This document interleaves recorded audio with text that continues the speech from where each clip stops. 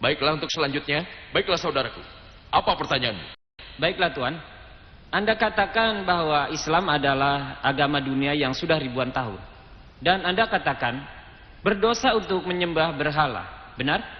Dan bagaimana jika kita menyembah Tuhan yang lain? Misalnya Tuhan Wisnu, Brahma, Yesus, atau Tuhan apa saja. Karena mereka percaya pada Tuhan yang Maha Esa. Apakah itu berdosa? Satu pertanyaan yang bagus. Bahwa dunia ini besar dan Islam baru 1400 tahun. Mungkin tidak semua orang percaya kepada Islam. Mungkin percaya bahwa Brahma itu Tuhan, Tuhan Shiva. Lalu apa masalahnya jika orang percaya Yesus sebagai Tuhan? Aku belajar tentang perbandingan agama. Selain Quran katakan itu salah. Bahkan naskah Hindu mengatakan, juga naskah Kristen. Menurut Yesus yang pernah kukutip, naskah Kristen katakan bahwa itu salah. Lalu kenapa Kristen menyembahnya? Merasa dirinya adalah Tuhan? Ada orang yang menyebut ke Tuhan? Apa kau setuju? Apa yang salah adalah salah. Misalkan sebut Brahma. Menyebut Brahma sebagai Tuhan. Atau Shiva sebagai Tuhan. Jika kau perhatikan pernyataan dalam Rigveda. Rigveda, buku kedua, himne 1 ayat 3. Tidak ada kelengkapan yang diberikan Tuhan yang Maha Kuasa selain Rigveda, buku kedua himne 1 ayat 3. Salah satunya Brahma. Brahma disebut sang pencipta. Bahasa Arab pencipta disebut Khalik. Kami sebagai Muslim tidak masalah kalau orang menyebut Tuhan yang Maha Kuasa itu Khalik atau pencipta atau Brahma. Tapi kalau orang mengatakan Brahma itu Tuhan yang Maha Kuasa dengan tangannya yang banyak, kami Muslim keberatan untuk itu. Selain itu, kau menentang Yajurveda surat 23 ayat 3. Bahwa Tuhan tidak ada gambaran. Sama seperti Wisnu, diterjemahkan sebagai yang kuat atau baik hati atau Bunda Teresa. Dalam bahasa Arab, Rob. Kami tidak keberatan kalau orang menyebut Tuhan yang Maha Kuasa itu Rob yang berdaya tahan, baik hati. Jadi masalah kalau Wisnu disebut Tuhan yang bepergian dengan ular, dengan keempat tangannya, satu tangan di atas, tangan kiri di tempat lain, dia menjunjung tinggi burung Garuda. Kami sangat keberatan untuk itu. Selain itu, kau menentang Shwetas Upanishad, surat keempat ayat 19. Darinya tidak ada setara. Saudaraku, kalau orang tertentu mengikuti hal yang salah, kalau mereka mengikuti Brahma sebagai sang pencipta, tidak ada yang setara, tanpa adanya persekutuan, itu tidak masalah. Balik ke pertanyaanmu, mungkin orang tidak tahu Islam. Islam seperti yang kubicarakan bukanlah agama yang baru. Sudah ada 1400 tahun lalu. Sejak itulah dia menyebar. Yesus alaihissalam juga sudah tahu soal Islam. Dalam Gospel John, bab 5 ayat 30, bukan kehendakku tapi kehendak Bapakku. Siapapun yang bilang begitu, maka tentunya dia adalah Muslim. Maka Yesus itu seorang Muslim. Dia mengajarkan cara menyembah kepada Allah yang diterjemahkan dalam bahasa Arab Islam. Adam alaihissalam tidak menyembah apapun kecuali Tuhan. Nuh hanya menyembah Tuhan yang Maha Kuasa.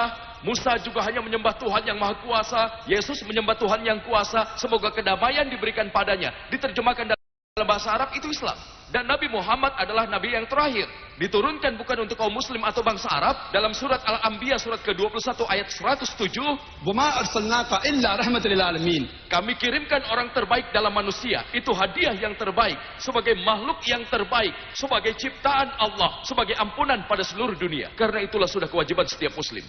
Aku akan akhiri dengan membacakan surat Al-Imran surat ketiga ayat 110. Isinya kewajiban setiap Muslim menyampaikan pesan Islam kepada yang lain. Dan Allah berfirman pada surat Fusilat, surat ke-41 ayat 53. Allah berfirman, "Sanurihim ayatina fil afaqi wa fi anfusihim hatta yatabayyana annal haq." Kami sudah berikan bukti-bukti dengan adanya cakrawala. Maka dari sanalah mereka bisa melihat kebenaran. Mungkin terdapat beberapa orang tinggal di pulau jauh yang orang mungkin tidak dengar tentang Islam itu menurutmu. Allah berfirman, dia akan ciptakan bukti penciptaannya dalam hati manusia dengan tanda dari cakrawala dan kedalaman jiwa. Maka Allah Subhanahu wa taala sang pencipta, dia memberikan pesan untuk menyembah Tuhan secara langsung. Maka walaupun kau tidak tahu tugasmu, kau pasti dengar pesannya.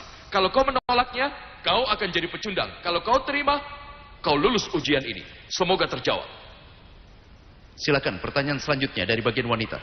Assalamualaikum warahmatullahi wabarakatuh. Allah Subhanahu wa taala tahu bahwa manusia akan berbuat dosa saat dikirimkan ke bumi. Dan setelah tahu akan hukuman api neraka, kenapa kita tidak meyakinkan umat manusia bahwa orang generasi sekarang inilah hukumannya? Maka manusia bisa melihatnya sendiri bahwa Allah itu ada dan mereka akan berjalan ke jalan yang benar. Saudariku, pertanyaan yang bagus. Kalau kita melihat hal nyata dalam kehidupan selanjutnya, di akhir kehidupan dalam api neraka, semua orang percaya manusia akan berbuat kesalahan. Tapi Allah tidak tinggal diam dan menghapus ingatan mereka. Karena mereka akan kembali melakukan dosa. Apa yang diperlihatkan Allah? Itu pertanyaannya. Saudariku, Allah sudah coba membuktikan. Allah menyebutkan dalam Quran tentang api neraka. Apa itu api neraka? Apakah benar ada? Kita berpikir, di mana surga? Di mana neraka? Apa itu hanya ucapan? Kita tidak percaya kepada Allah, ya sudah. Tapi kita tidak percaya. Masalah mencoba. Allah memberikanmu liputan. Di sini. Contohnya AIDS. Allah Subhanahu wa taala firmankan dalam Quran, inilah yang terjadi, inilah hukuman bagi orang-orang sebelummu. Dia punya banyak. Bahkan sekarang ini. Kau tahu AIDS datang sekarang ini?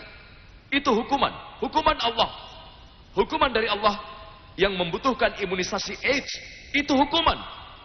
Homoseksual berkumpul, lesbian berkumpul, perkawinan keluarga, maka Allah memberikan pertandanya. Semua itu ada tandanya. Contohnya Bosnia. Mereka mengalami masalah. Rakyat Bosnia. Kesalahan terbagi dua. Beberapa muslim, mereka orang muslim dan mereka mempraktekkan muslim. Tapi tidak ada Islam. Maka Allah memberikan waktu. Karena ada orang baik yang tinggal di Bosnia. Saat Allah memberikan hukuman, mereka yang tidak berbuat dosa akan terkena hukuman. Itu ujian. The calamity, when Allah comes the calamity, maka mereka yang tidak berdosa akan merasakan ujian, dan itu adalah ujian. Ujian bagi mereka, maka ujian itu kita rasakan semua dalam dunia sekarang ini. Bosnia itu yang terjadi. Rusia dan juga di Irak, semua ujian, tapi apakah manusia bisa melihat? वो तो बोस्निया में हो रहा है, इंडिया में थोड़ी हो रहा है. वो तो गुजरात में हो रहा है, मद्रास में थोड़ी हो रहा है. Ini adalah pertanda, saudariku. Allah sudah memberikan semuanya. Dan inilah kitab terakhir. Dan kita akan pelajari dan sadari bahwa ada penciptanya. Hanya dia yang harus disembah. Dan yang ada di sini, alhamdulillah, hidayah diberikan Allah. Semoga terjawab. Kami akan terima pertanyaan dari baris mana saja. Kita punya waktu untuk 2 pertanyaan lagi. Silakan, saudaraku yang di sana. Assalamualaikum, Pak. Ini pertemuan pertama aku dengan Dr. Zakir Naik.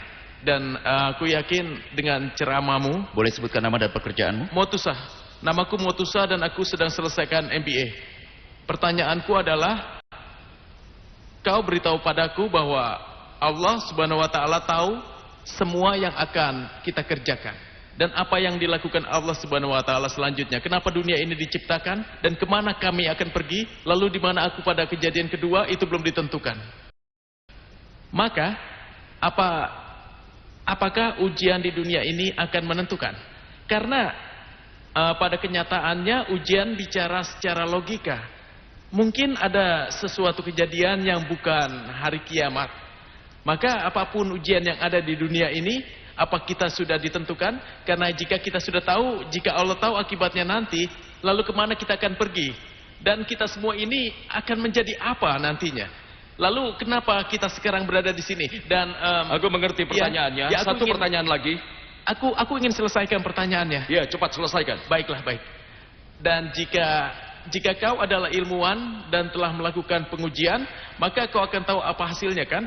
Lalu kenapa kau melakukan percobaan? Saudara kita memberikan pertanyaan. Kalau masih ada non-muslim yang ingin bertanya, kami akan dahulukan yang non-muslim. Karena kami ingin berteman dengan non-muslim. Kalau kau non-muslim, kau boleh datang kepada kami dan kemudian berteman dengan kami.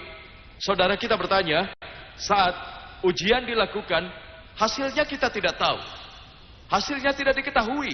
Dia lulus ujian tapi hasilnya tidak diketahui. Kalau tidak tahu, untuk apa ujian? Bagus sekali. Kalau kau ingin menguji Allah, Allah akan tahu hasilnya. Tapi bukan Allah yang kita uji, kitalah yang diuji. Kau dan aku tidak tahu hasilnya. Aku tidak tahu hasilnya. Aku tidak tahu akan masuk surga. Kalau aku tahu masuk surga, aku akan tidur di rumahku.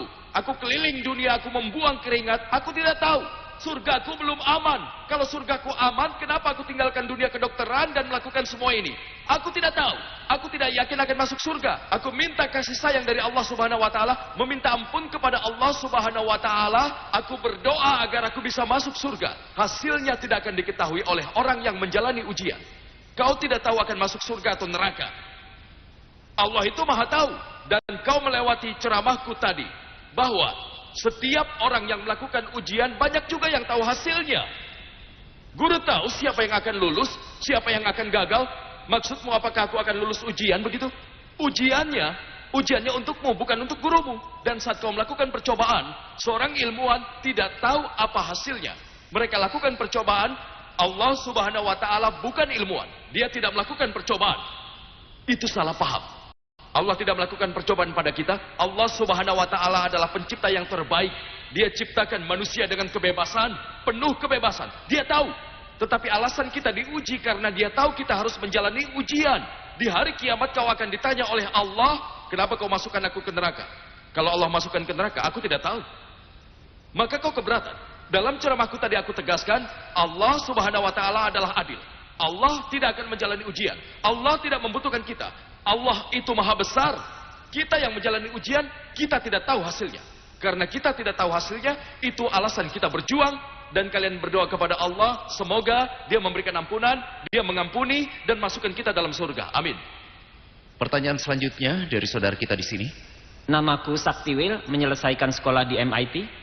Pak, Anda katakan bahwa Tuhan akan mengampuni kita apa saja kecuali jika mempersekutukan Dia. Maka agama Islam berdoa pada Allah. Selain itu, seperti Hindu, kita tidak berdoa pada Allah dan lainnya. Apakah kami berdosa menurut sudut pandang Anda? Pertanyaannya adalah, Allah akan mengampuni semuanya kalau Dia berkehendak. Dia pasti memaafkan. Bukan artinya kau itu bisa melakukan apa saja. Kalau Dia mau, Dia memaafkan. Tapi dosa syirik tidak akan Dia maafkan. Masalah non-muslim menyembah selain Allah Subhanahu wa Ta'ala. Allah, Tuhan yang kuasa. Kalian boleh sebut apa saja. Dalam surat Al-Isra surat ke-17 ayat 110. Qulidullah Abdur Rahman. Ayamata dufalal asmaul husna. Sikala panimballah Abar Rahman. Allah punya banyak nama. Kalau kau ingin memanggil, sebut nama yang indah. Konsepnya harus benar. Tidak boleh dilupakan Dia yang kuasa. Kalau kau menyembah Tuhan yang maha kuasa, menyebutnya dengan nama yang indah, dengan konsep yang benar, tidak masalah. Tapi kalau menyembah sesuatu, memiliki persekutuan, seperti yang dikatakan bahwa Yesus adalah Tuhan, kita pastikan Dia adalah Nabi Tuhan. Kalau Dia disebut Tuhan, maka bukan hanya dosa, tapi itu dosa terbesar. Menurut Quran, bukan menurutku. Dalam Al-Quran, surat An-Nisa, surat keempat ayat 48, An-Nisa surat keempat ayat 116. Bukan hanya menurut Quran, tapi juga menurut Alkitab. Menurut Alkitab, Tuhan itu berfirman, buku Deuteronomi, surat kelima, ayat 7-9, jika seseorang menduakan Allah, itu dosa. Bahkan menurut Weda, itu dosa. Dan menurut Yajurweda, itu juga dosa. Maka bukan hanya Quran yang bilang dosa, tapi naskah Hindu juga bilang begitu. Contohnya orang Muslim, dia percaya pada Tuhan, dia mulai menyembah Nabi Muhammad, nauzubillah. Misalkan orang Muslim menyembah selain Allah, menyembah Nabi Muhammad SAW, bahkan dia tidak masuk surga. Sama saja, kalau Kristen menyembah Yesus Kristus, menurut Alkitab dia tidak boleh disembah. Menurut kitab Hindu itu dosa. Naskah Hindu mengatakan, kau akan jadi pendosa. Menurut Bhagavad Gita, kau akan jadi pendosa. Menurut Shvasta Upanishad, kau jadi pendosa. Menurut Al-Quran, kau menjadi pendosa. Menurut Alkitab, kau menjadi pendosa. Semoga terjawab. Tentang pencipta dan ciptaannya. Pak, aku ingin tahu. Tolong sebutkan namamu. Muhammad Riza. Apakah ada non-muslim di sini? Baiklah saudaraku, silakan lanjutkan. Manusia biasanya menghukum orang Muslim. Ini seperti yang terjadi pada Bosnia dan Kashmir. Di Irak juga begitu. Tuan Zakir katakan bahwa di Baghdad mereka dapatkan hukuman. Pak, apakah dengan satu dosa, maka di dunia ini akan dihukum dan di akhirat nanti akan dapat hukuman juga? Ini pertanyaan tentang hukuman ada di mana saja. Di Bosnia dan hampir di seluruh dunia. Apakah dunia akan dihukum juga di akhirat? Kalau seorang Muslim sebenarnya, apa artinya Muslim? Muslim bukan hanya sebutan. Bukan Zakir, bukan Sultan, bukan Abdullah. Muslim itu menyembah Tuhan. Muslim sebenarnya, dunia ini adalah ujian, bukan hukuman. Dan dunia ini berpatokan pada usia Nabi. Dia kira mereka akan dapat surga. Tetapi, kalau kau Muslim sembarangan, dengan Muslim sebutan, Abdullah, Zakir, Muhammad, dan yang lainnya, tapi tidak mengikuti perintahnya, kau akan dapat hukuman di sini, bahkan juga di sana. Allah berfirman dalam surat Al-Imran, surat ketiga ayat 185, Kullu nafsin dha'iqatul maut. semua jiwa akan mati, tetapi perhitungan mereka adalah di hari akhir. Kau dapat hukuman, timbangannya ada di sana. Sebagian dari hukuman, masalah Bosnia, ini masalah kecil, timbangannya di sana, akhirnya di sana. kalau kau berhasil lulus ujian dunia, kau berhasil dengan begitu baik, di akhirat kau dapat surga. Maka kalau kau melewati ujian itu, kau akan mengucapkan Alhamdulillah. Semoga terjawab. Baiklah saudaraku, kita punya pertanyaan dari non-muslim. Baiklah, aku Wiwik, aku dari India. Aku menyampaikan ceramah Anda bagus. Dan dalam Quran dijelaskan bahwa Allah berfirman, sudah kau katakan ibumu untuk menyembah dirimu dan ibumu dan sebagian dari Trinity. Artinya Quran percaya bahwa Bunda Maria dan Yesus bagian dari Trinity. Tidak ada orang Kristen percaya itu. Pertanyaan bagus. Quran mengatakan bahwa Yesus tidak pernah mengatakan bahwa kau harus sembah aku dan Bunda Maria sebagai Tuhan. Tidak ada yang percaya bahwa Bunda Maria itu Tuhan. Saudara, pengetahuan Kristenmu sangat terbatas. Ribuan dominasi orang Kristen di dunia, ribuan. Bahkan aku tidak tahu. Dari salinan yang ku tahu hanya sebagian.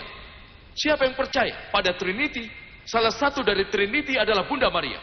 Mereka yang percaya Bunda Maria Tuhan, mungkin hanya ada sedikit. Mereka ada atau tidak, aku tidak tahu. Tapi kalau kau baca kitab Kristen, bicara tentang sekte yang percaya bahwa Bunda Maria adalah Tuhan. Semoga terjawab. Aku adalah Kristen, tapi menurut Injil yang suci, aku tidak pernah temukan Yesus katakan, sembahlah ibuku, dan lain-lainnya. Saudaraku berkata, dia pelaku Kristen yang taat dan dia tidak pernah menemukan untuk menyembah Bunda Maria. Begitu juga Yesus mengatakan untuk sembah dirinya. Tapi siapa yang mereka sembah? Al-Quran tidak bilang, tapi Injil yang bilang. Quran menjelaskan, beberapa orang menyembahnya, beberapa orang. Sama seperti yang dikatakan dalam Injil, tidak pernah dalam Injil Yesus alaihissalam mengatakan, dalam Injil yang lengkap, dalam Injil yang sebenarnya, bahwa Yesus mengatakan, sembahlah aku, akulah Tuhan. Tapi kemudian Kristen menyembahnya. Kau tidak menyembah, Alhamdulillah, aku ucapkan selamat. Kalau kau tidak menyembah Yesus sebagai Tuhan, Alhamdulillah, maka kau semakin dekat pada Islam.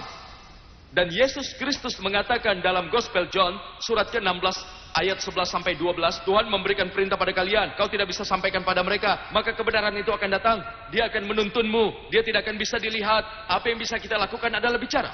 Dia harus pergi mencariku, bicara tentang Nabi yang akan datang, bicara tentang Nabi dan Rasul yang terakhir, Muhammad SAW. Percaya pada Injil, harus percaya tentang Nabi terakhir, bahwa itu adalah Muhammad SAW. Semoga terjawab.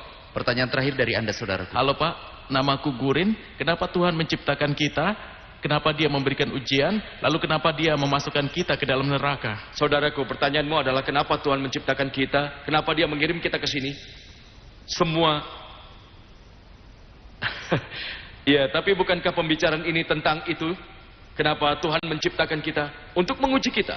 Dan lain sebagainya. Hingga seorang bertanya soal ujian. Aku yakin itu ujian. Iya kan? Ya, benar sekali seperti itulah Pak. Benar saudaraku, pembicaraan ini berdasarkan semua itu. Dan juga aku ingin tanya adalah kenapa dia harus ciptakan kita? Baiklah, kenapa dia menciptakan kita manusia? Baik, itu pertanyaan bagus. Kenapa? Kenapa dia harus menciptakan manusia? Aku jelaskan dari sudut pandang lain. Karena Allah berfirman dalam Quran, saat Allah bertanya, apa kalian ingin aku kirimkan manusia? Gunung dan semua yang ada berkata tidak. Tapi manusia memang bodoh dan mengatakan kami ingin jadi manusia. Karena ciptaan yang lain tak punya kebebasan. Seperti malaikat, mereka baik tapi tidak bebas seperti manusia. Tidak ada kebebasan. Kau bebas dan mematuhi perintah Allah. Dan kita jadi lebih tinggi dari malaikat. Tapi kau juga melanggar aturannya, kau akan hancur. Kita ini manusia bodoh. Termasuk aku. Kita berkata, aku ingin jadi yang terhebat. Aku siap.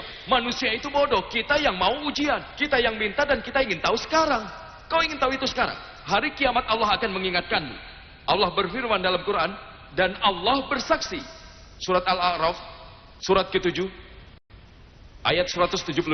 Dia membawa keturunan anak Adam dari pelanggar. Allah berfirman, dia bersaksi, kalian percaya pada Tuhan? Ya, kami setuju. Sekarang ingatannya dihapuskan. Pada hari kiamat manusia itu akan dikembalikan. Maka kitalah yang bodoh mengatakan kita siap. Kita mengatakan siap untuk melakukan ujian.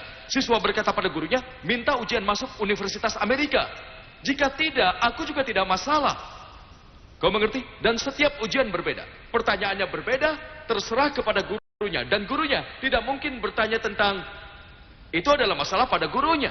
Apakah guru akan memberikan pertanyaan yang mana dan dari bab berapa? Atau nomor berapa? Atau halaman berapa? Karena itu Allah memberikan pertanyaan berbeda kepada semua orang dalam ujiannya. Ada yang diciptakan miskin, sebagian lagi ada yang kaya, beberapa yang sehat, beberapa yang sakit. Dia ciptakan dengan cara yang berbeda, tapi ujiannya harus dibahas. Itu yang harus dibahas. Kalau ujiannya sulit, maka orang akan perbaiki jawabannya.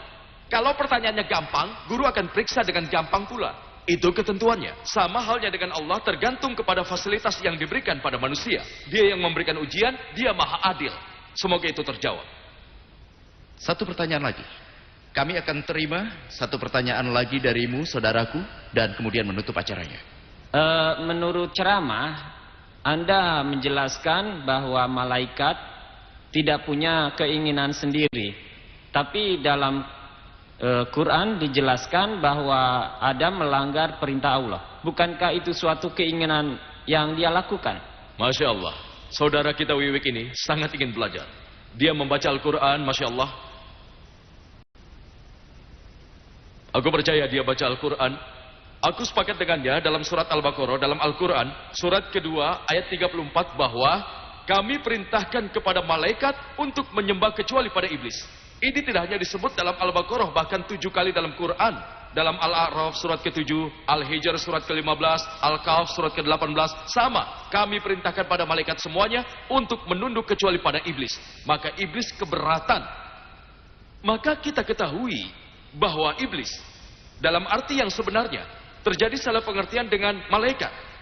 Tetapi dalam surat Al-Kahf surat ke-18 ayat 50 berkata, kami meminta malaikat semuanya menyembah kecuali pada iblis yang sebangsa dengan jin. Kau mengerti? Maka iblis sebangsa jin. Zakir mengatakan bahwa semua malaikat itu harus menyembah kecuali kepada iblis. Tapi di dalam Al-Quran, iblis sebangsa jin ini kesalahan. Kenapa? Kesalahan karena pengertiannya.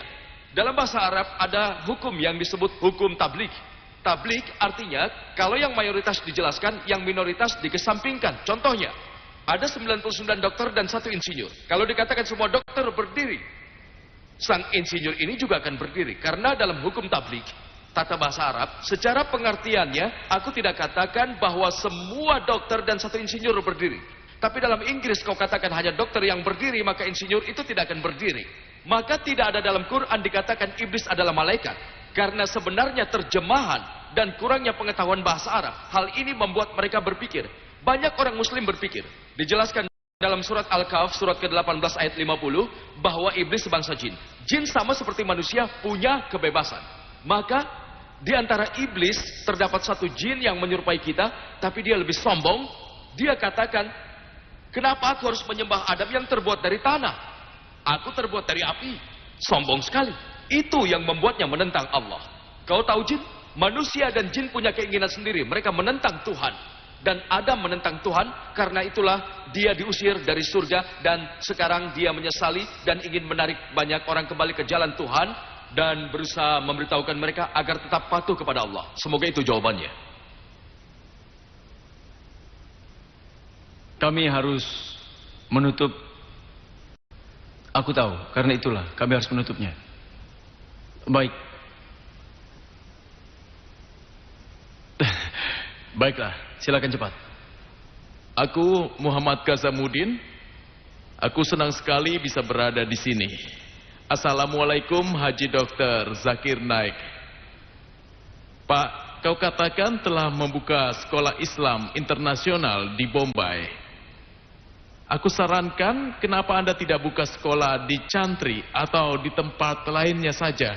Karena itulah yang kami butuhkan saat ini, Pak. Terima kasih.